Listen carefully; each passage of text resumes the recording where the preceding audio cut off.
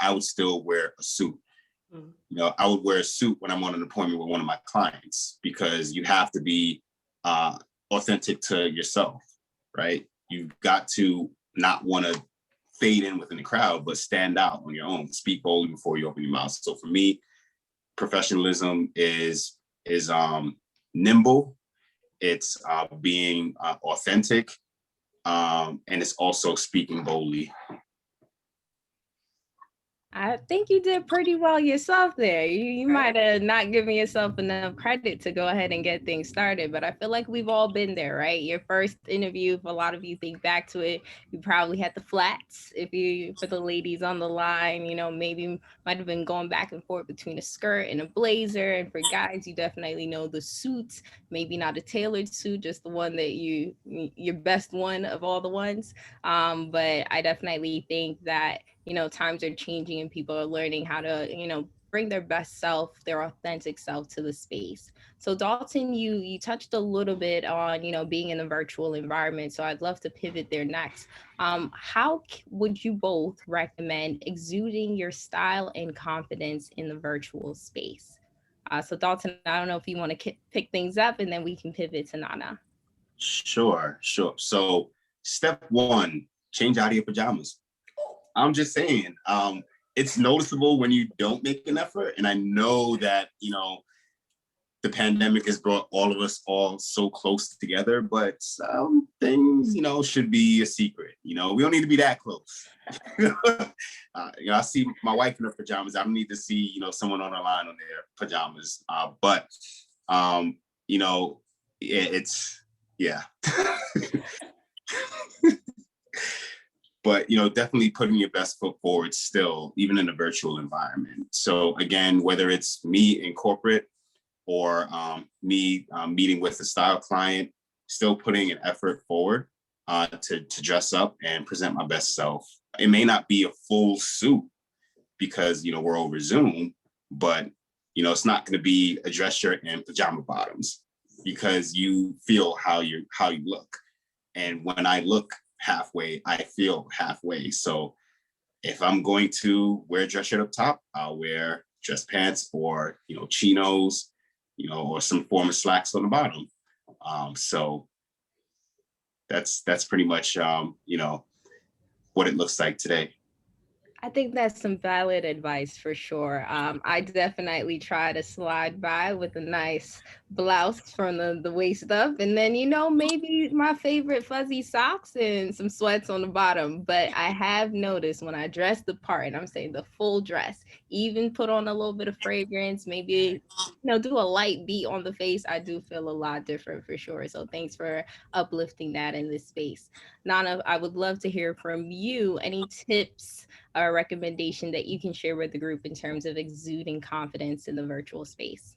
Yeah, absolutely. I'm going to expound upon the comment that you just made around getting dressed fully.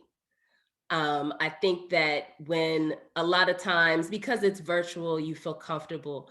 But like Dalton said, when you get dressed fully, and think about when you have an event that you're going to. Think about when your company is like, we're having our annual, get together, right? The annual networking event, right? Or even when that friend is having that fabulous birthday party, you're like, listen, okay, you give thought and effort and time and intentionality into figuring out what you're going to wear, right?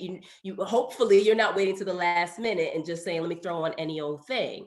You think about it. And it's so easy to let that go simply because you're working from home. But the real part that's going to distinguish you from your peers and showcase your presence and your confidence is when you say, no, boo, I care.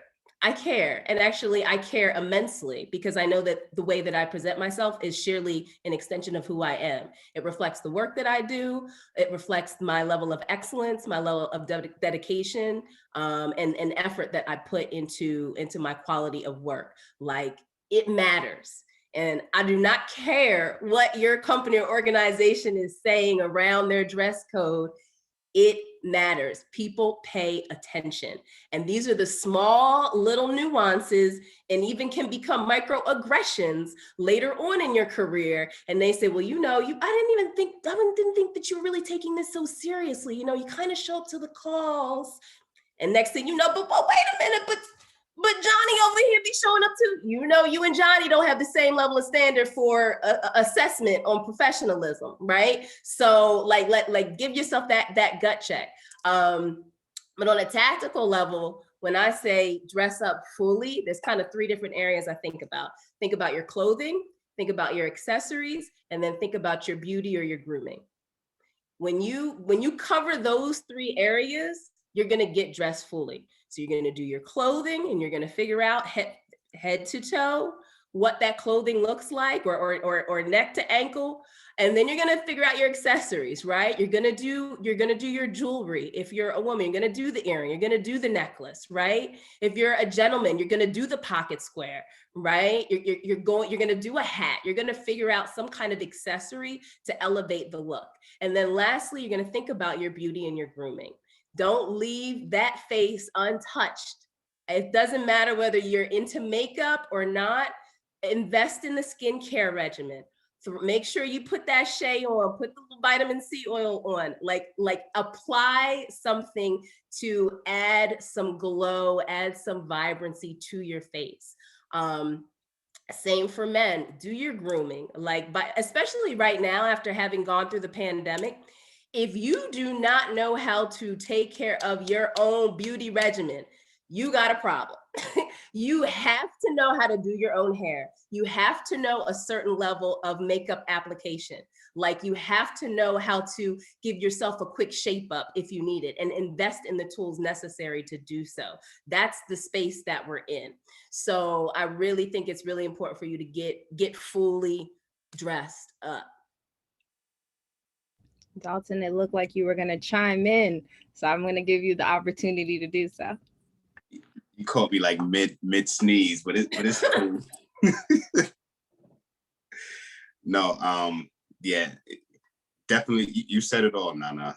I mean, even for me, I never thought in a million years I'd be able to cut my own hair, and I've been cutting my own hair for the past year. Never mind the fact I'm saving money, which I love to do, but you know, because it would be my hair, my first son's hair, and it would just get to be a lot. But cutting my hair, because, you know, and grooming the beard also, because even for men, especially, you know, during this time, they think it's the time, hey, you know, I'm going to try to figure out this whole Grizzly Adams look and see how long I can grow my beard. And maybe, just maybe, I could hang it out the window and someone can climb up my beard or use it as a rope or whatever. I just don't know the motive behind the beard and letting it get super long and unmanaged. But even if you do grow out the beard for men, you know, shape it up, put some oil in the beard, and you know, moisturize. So Nana talked about a face routine, right? We may not wear makeup per se, but you know, use a little bit of black castor oil on your skin, use some Vaseline for those lips. You know, so just try a little bit. Make sure the knuckles aren't ashy, especially, you know, the darker the hue, the more noticeable it is. So, you know, for those, make sure that you definitely have, you know, some regimen, and at a basic level, because those are really basic things, right? You wouldn't walk out the house without putting lotion on. So don't get on a call without putting lotion on. Definitely some gems there as well. I want to be mindful of the time in the room. So I want to give all of our attendees the opportunity to ask any questions that they may have for our lovely panelists. If you guys don't have any, I definitely have some more that I can throw out in the open, but want to ensure your needs are being Kendra, that is completely true. But I want to ensure that all your needs are being met as well. So Jordan, Marcus, Angela, Danielle, Lakimja, even if you have anything that you'd like to inquire about, the floor is yours.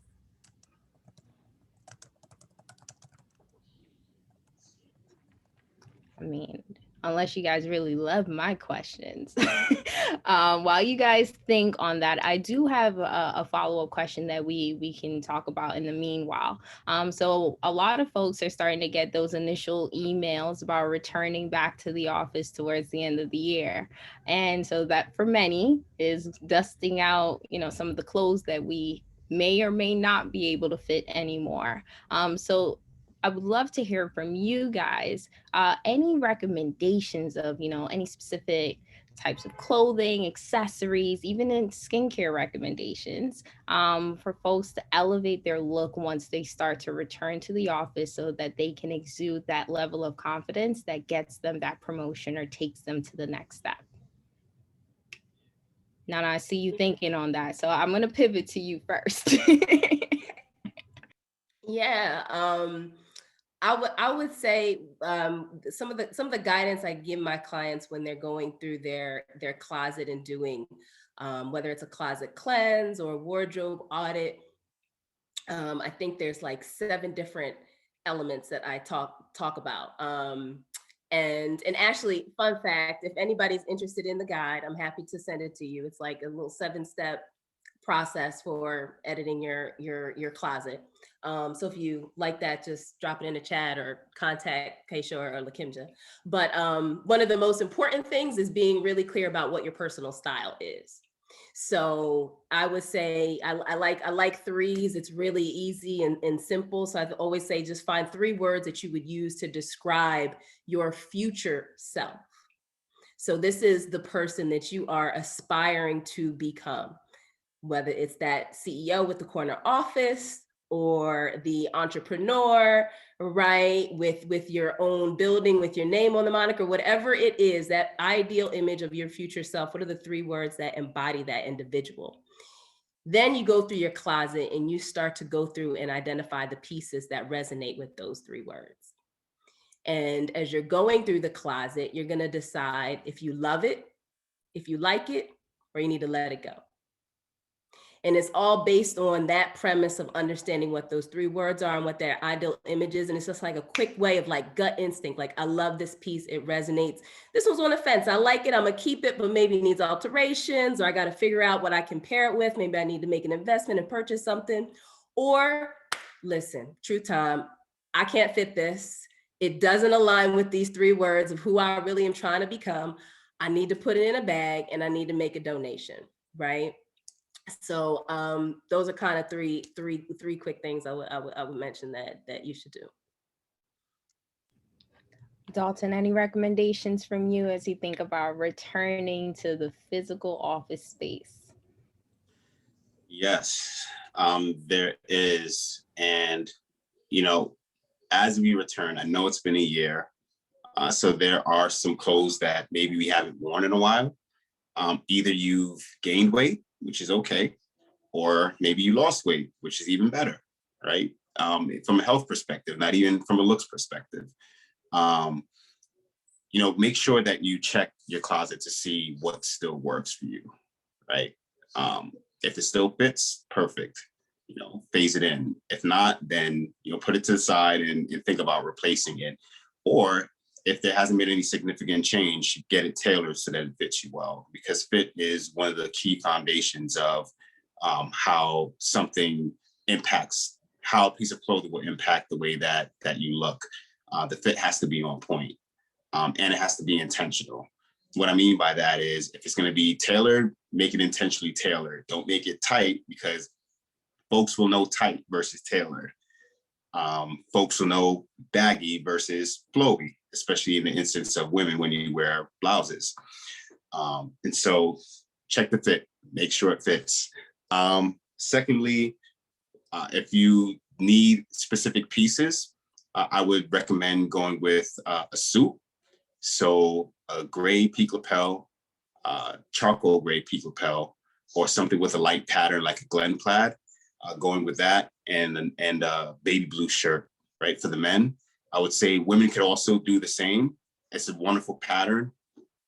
Gray Glen plaid, gray Glen plaid, whether it's a skirt suit or a pantsuit, with a baby blue shirt as well. And that will help you level up in the suit department. and add a little bit of interest while still remaining formal. And then thirdly, you can implement a uniform. So it'll be tough to get back into the fold of being out of casual, but develop a uniform for yourself, even if it is one day a week where you dress up in a suit. That'll be known as. I was jamming out in the main room. When I started my career, so kind of post college, I started my career in a rotational program, and in doing the rotational program, it was 6 months doing a different rotation, and then every year you went somewhere else for 2 years. And so I started in North Carolina, then lived in Maine for a few years, and then kind of moved on. But in those rotations, every 6 months, you had to report out on your assignment. And so in 6 months, you essentially came to a location, learned about processes, had to connect with people, had deliverables that you were accountable for, and then had to present to like vice presidents, what you did. And those were pretty nerve-wracking. They were pretty nerve-wracking. These people sort of understood, the plants in and out. Many of them ran some of the plants back in the day, and you're trying to, on one slide, be able to talk to what you did. And a running theme, Bianca can appreciate this now, is, to me, is about being honest and being authentic. Everybody sort of pitches differently. Some people write out a full script. At least when I started, I never used to write out scripts, and I still don't. But if I do, I don't read the script. I just do it to get my thoughts out. And for me, it's more about just knowing what I'm talking about. And the outline and the presentation for me is about organizing my thoughts. And so before I think about a presentation, I'm more thinking about what am I actually trying to say, right? I think about the power of threes, of 3 bullets. So it's good when you say I did this, this, and this. That's just a good kind of cadence of how you talk about things. My goals were this, this, and this. I accomplished this, this, and this. The results were this, this, and this, right? And like that, there's a power of threes that allows you to kind of talk to things more efficient. For some reason, when it gets beyond 3, it starts to run on. If it's shorter than 3, it seems incomplete. So thinking about things in sort of context of threes has always been effective for me. And yeah, so when I think about those sort of presentations, it's around what problems was I trying to solve, or what were my goals, what did I accomplish, and then what were their results in a measurable way, right? That's the way that I kind of think about things. It does depend on who you're pitching to, but in general, I try to get in ahead of the stakeholders. Who am I presenting to? And even if it's a broad audience, you want to kind of have in mind 2 or 3 people that you're specifically talking to. What are they interested in? What matters to them? I'm gonna plug this in before it dies on you guys. What matters to them? Go ahead.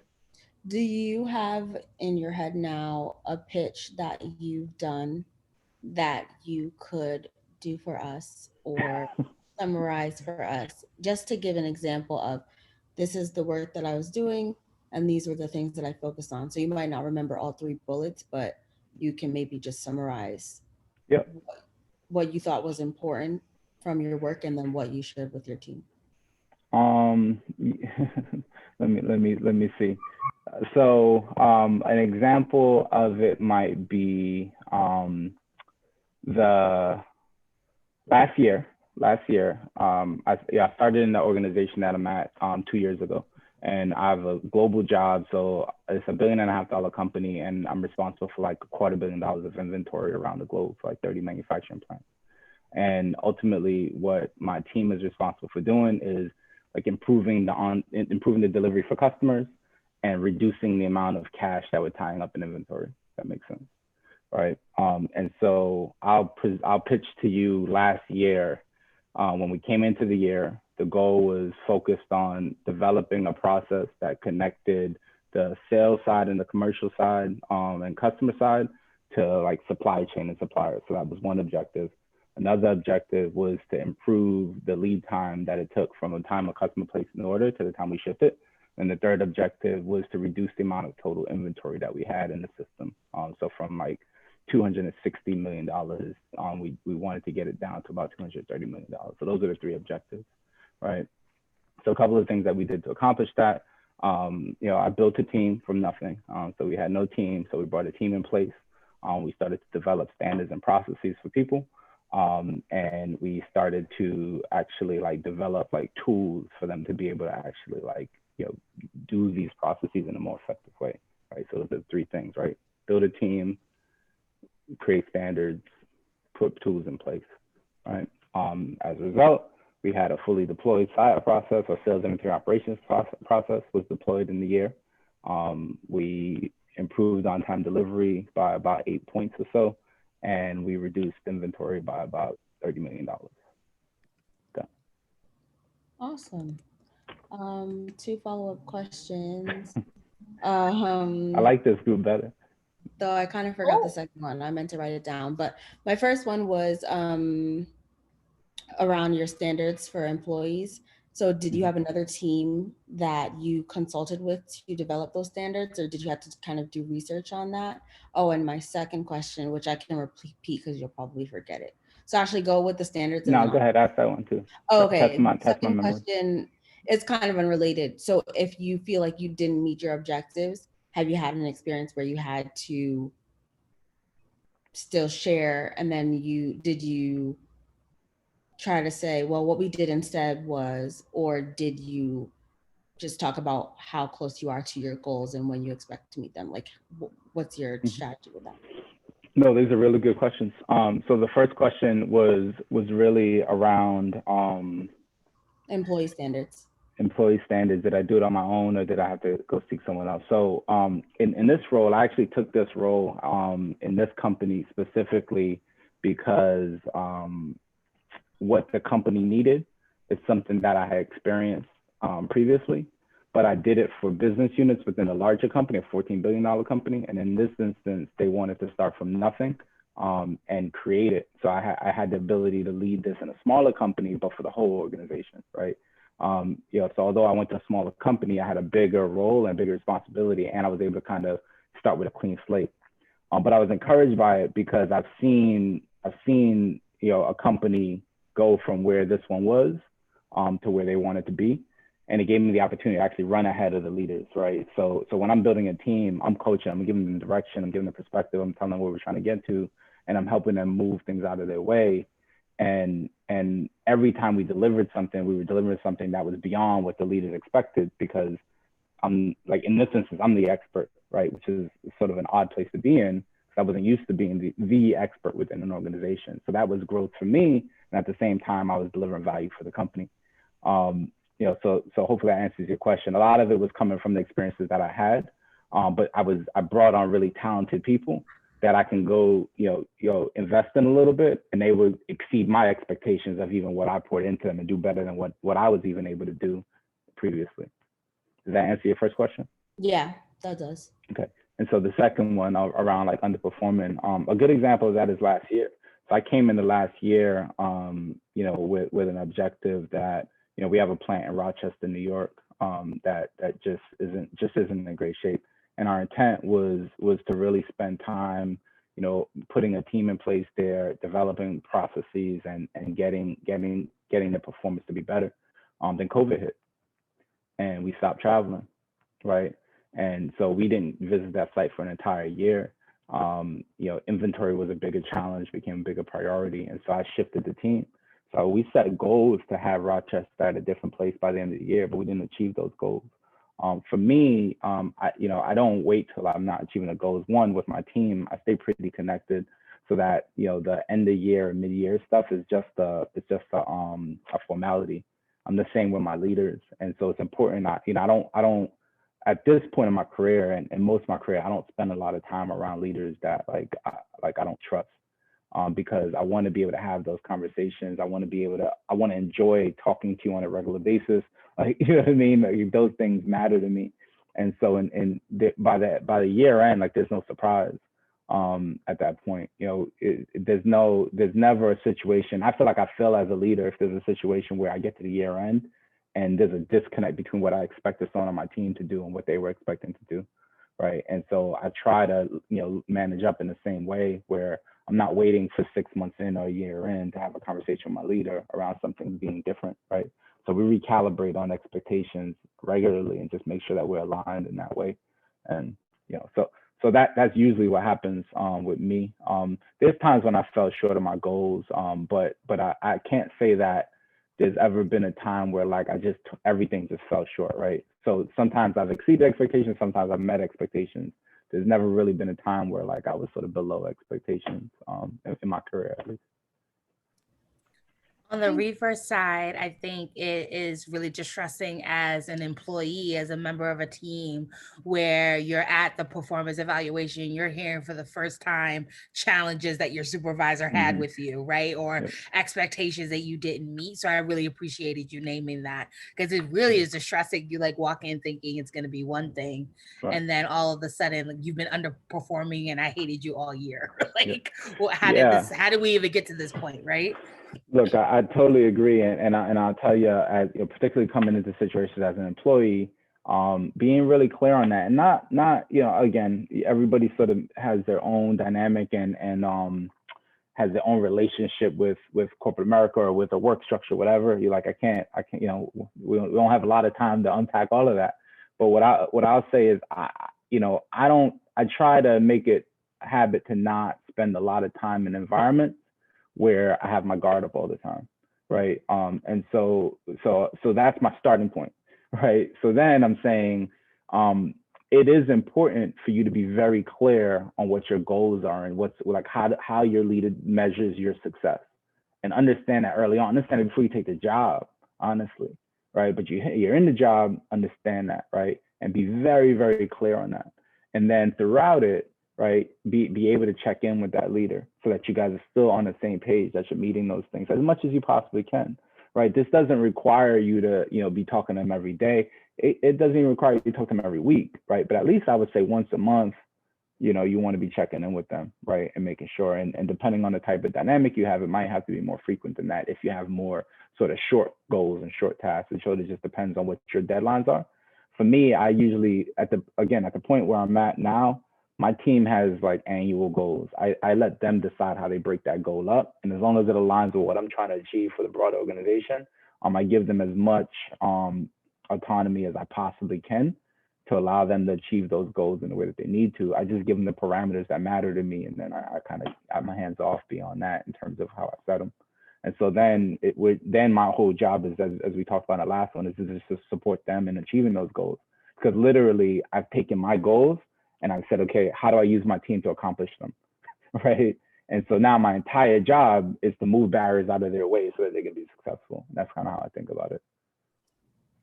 We need more leaders like Meshach in the nonprofit sector. That I was about to say that, because I think also it assumes that you work in a place that has one, clear performance standards and goals that you're supposed to reach, but so many folks don't have that. And two, that you have a clear performance system with which to evaluate that. Yeah, look, I think the first one is very true. Definitely true. I think I've worked in environments where I don't think that those are the case. And I've been a leader different than the people around me. So I don't restrict myself to the system of the organization. Like at the end of the day, like we're talking about people. You know what I mean? And so for me, if all of you are on my team, I'm connecting with every single one of you guys, right? Like we're being clear on the role that you play on the team, how that connects to, the bigger picture of what we're trying to achieve as an organization, right? And we're also understanding like what your aspirations are. So I'm trying to also connect those things to how you're going to develop to go to wherever you want to go next. Like that's how I think about it, right? And there's nobody who's on my team who I'm not having that type of conversation with. Like what's your role and how does that contribute to the bigger picture of the organization? And how does that contribute to what you want to achieve personally to get to wherever you want to go? Right. And then it's like, I'll fit it in the system, whatever the system looks like, I don't care. You know what I mean? Because I have the confidence to say like, there's nothing that the system's going to tell me that's going to make me do that fundamentally different. I might have to word it different. I might have to structure it different. But the basic underlying principles of what we were trying to achieve, don't really change. You see my daughter Zoom bombing me? I think also, you know, I've heard you and you talked in the first round too about trying to help people achieve their own goals. I think in the nonprofit sector, people take that personally, right? Like that it's okay that people have bigger dreams than the role that they're in right now, and that you can support them as a supervisor to get and achieve those dreams, and it not be like some sort of personal slight.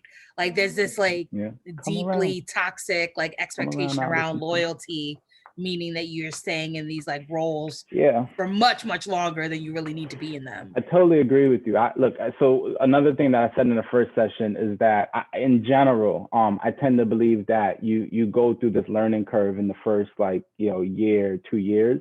And I think you get to 3 and you start to plateau, like just naturally, like you don't see the problems you're saying, you don't have the same fire, like it's just human nature.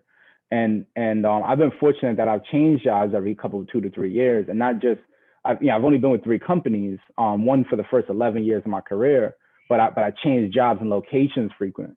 So, I was going to this new environment with new processes, new people, new problems. And right, so my learning was sort of like really being challenged in each one of those. But to your point, the other thing that I found as a result is that I enter an organization and I inherit a team, and I'm seeing this team and it's clear, like people are giving them meets. And I'm like, yeah, they don't meet here. Here's a gap. This person's really good. And so I have to do this reassessment of the team. And oftentimes, like, I'm the asshole that's like, hey, I know they were saying this, but like, here's what it is. But the other thing that people know about me is like, they get a lot of grace, they get a lot of support if they want to do it, right? But now we have to have a conversation around, do you want to do this differently? If not, then I'll help you go do something different. What's up? Say hello first. Don't be rude. Don't be rude. If they want to do something different. And I tell people, look, my job is to help you achieve your goals. Like that's ultimately what it is. As a leader, I think if you earn the right to be called a leader, like you have a certain responsibility. And my job is to help you to achieve those things, whether it's in the organization that I'm in or outside of the organization that I'm in. Right. I don't take the company line. Like it's more about a person, right? And taking that role of sort of helping them achieve whatever that is. And it's like I said, when I think about sort of systems and some of the structure and some of those things, I'll figure out how to make it fit in the system. But I really try to be more of just an effective leader for people, as sort of my first priority. This is Cameron, by the way. She's 4. Hi, Cameron. They're all saying hi in my ear. Oh, the AirPods. She can't hear us. It's the eyes for me, like just. Is there any other questions? Thank you so much, Courtney, for getting us started, by the way. Any other questions folks would like to ask Meshach? I have a question about presentations, like the actual decks. So that's somewhere where I sometimes feel a little bit like self-conscious. Of course, you can always run them by people and get advice, but have you ever had, teammates or people below you that have just not really done a good job at doing a presentation? And how do you lead them through that? Yeah, and I've not done a good job sometimes too. But so the way that I think about presentation, even the one page I said, any presentation, before you start to think about the slides, a lot of people will do the slides, then they figure out like how to edit them, and then they figure out how to like present them. And I'm saying, like, start with what you want to say. Like, what are you actually trying to talk about, right? If you can and it works for you, like just kind of outline it a little bit, right? Not in a more complex script way, but like, what are you actually trying to talk about? And like break that structure up, right? It's a story at the end of the day. So you've got to build a beginning, a middle, and an end, right? Set the stage of what you're talking about to give it the appropriate level of context. Give the sort of bulk of sort of what you're trying to deliver, and then a wrap up, right? Oftentimes, again, depends on the environment. That wrap up usually ends with a, hey, let me summarize what I spoke about. Here's help that I need, or here's some next steps, right? Those are things that are in general what you're going to talk about in a wrap up, right? Summarize, next steps, help needed. The beginning of it is more sort of a high level, what you're going to talk about. So for me, if I'm presenting something that has metrics to it, I might start with like the high level, objectives or the high level metrics that we're headed towards. Again, So to give context, you may do a quick agenda in the beginning to say like, look, we're going to cover these 4 topics or these 3 topics, right? Those are things that you do at the beginning, and that's just sort of be able to feed the wrap up. And then the middle is sort of the bulk of it. I don't, just some basic, aesthetic things that were drilled into me. I don't like bullets that wrap around one line. I don't think it's a bullet. I think it's a sentence with a bullet next to it. So I'm not the type that likes to take a PowerPoint and put paragraphs on it. To me, it's, the whole point of the PowerPoint is that you don't read that, but they're more like triggers to support what you're saying, right? And it's almost like if you build the PowerPoint effectively, again, that's why I don't need a script, is because I'll see that line and I'll know what I'm trying to say. And it's almost like a memory jogger for me. And it's also a memory jogger for the people who are looking at it, right? So they get a little bit of visual context with what you're saying. But look, I would always be happy to look at a presentation for you. If there's something you want to present and you give me context, my contacts are there, reach out. And I still have people look at my presentations at times when it matters enough, for me to feel like I want to edit it, if I'm being honest. Yeah, there's nothing wrong with asking for help and seeking support for sure. There's always room to grow. Well, we got the 1 minute warning. So any last comments, thoughts, questions? Time it good so I can be caught mid-sentence when we transition. We did not have that problem last time. No, I appreciate the number of people on video, the questions being asked. Mm-hmm. So I was just like, yeah, these were really great questions. I really do appreciate the engagement. Yeah, and thank you again, Mishak, for spending this time with us. No problem. No problem. I think you gave great advice. I'm always nervous about pitches when it comes to money. Mm-hmm. Especially being president of YP, I'm in a lot more conversations when I have to talk to sponsors or people about, can you give us some dollars? Or so my pitching experience has been by fire this last year. So all of the gems you just dropped has been amazing, because I definitely need it myself. No, I appreciate that. Look, at the end of the day, the other thing to remember is that people came for you, right? If people are already there for the presentation, they're there for you. It's your show, right? So at a minimum, that should give you some confidence, right? Is that they actually showed up and they're ready to listen. So it's yours to kind of do well with, or it's yours to not. And one thing that I know for sure is the fear of messing it up is worse than the confidence of saying like, man, I'm gonna kill it, right? They already showed up. They're here and they're ready. You know what I mean? You might as well assume that they expect to be wild. You know what I mean? And not lean into letdown. The last piece of advice that somebody gave me that's along these lines, that you can ask yourself in a lot of decisions is, what would you do if you weren't afraid? If you ask yourself that question, what would I do if I wasn't afraid? And I think if you're being honest with yourself, fear really is the underlying thing in a lot of things. And then you got to challenge, what would I do if I wasn't afraid? And then just go figure out how to go do that. Or if you knew you couldn't fail. I had a coach ask me that. I like that one too.